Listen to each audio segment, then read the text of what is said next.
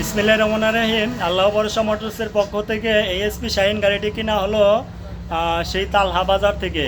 এটা কোথায়?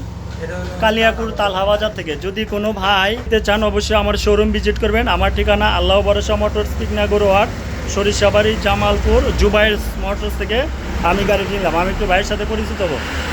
আসসালামু আলাইকুম ভাইজান, ভালো আছেন?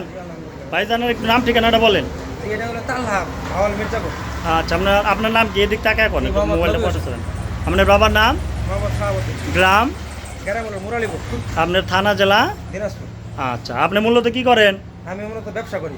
আচ্ছা, এই গাড়িটি আপনার শোরুম থেকে কিনে নিলাম। জি, আমিও কিনে আনছি হলো মোহাম্মদ নাজমুল হোসেন। এদিক টাকা এত এদিক মোহাম্মদ আনোয়ার হোসেন। ওনার কাছে আচ্ছা। কিনে আনছি, ওনার আইডি এবং ক্লাস মালিকের সাথে আমরা কথা বলে দিছি। হ্যাঁ, আর নাম ট্রান্সফার এটা 1 মাসের মধ্যে যদি না করেন পরবর্তীতে ভাই আমরা ধরতে পারবেন না। আচ্ছা, কোনো সমস্যা না। আচ্ছা আপনি 1 মাসের ভিতরে নাম ট্রান্সফার করে নেবেন, এটা আপনার দায়িত্ব।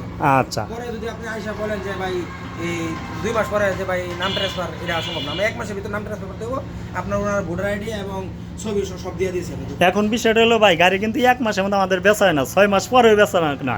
এখন আপনারা বলা লাগবো যখন বেচমু, তাই না? যখন বেচমু, এর 1 মাসের হ্যাঁ হ্যাঁ হ্যাঁ, ওটা আমি আপনার বলবো। বা আপনার মালিকের সাথে আপনি যদি 6 মাস রাখতে পারেন। হ্যাঁ, তা তো আমি মালিকের সাথে কথাবার্তা বলে নিছি।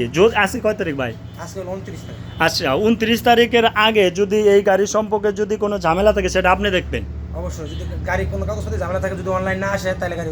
আর যদি এরপরে যদি কোনো ঝামেলা থাকে সেটা আমি দেখবো। অবশ্যই আপনি কি টাকাটুকু বুঝে পেয়েছেন? টাকা বলে আমিও কাগজপত্র বুঝে পেয়েছি। যদি কোনো ভাই গাড়িটি নিতে চান অবশ্যই আমার শোরুম ভিজিট করবেন। আল্লাহ ভরসা মোটরস, টিকনা গরুহাট, সরিষাবাড়ি, জামালপুর।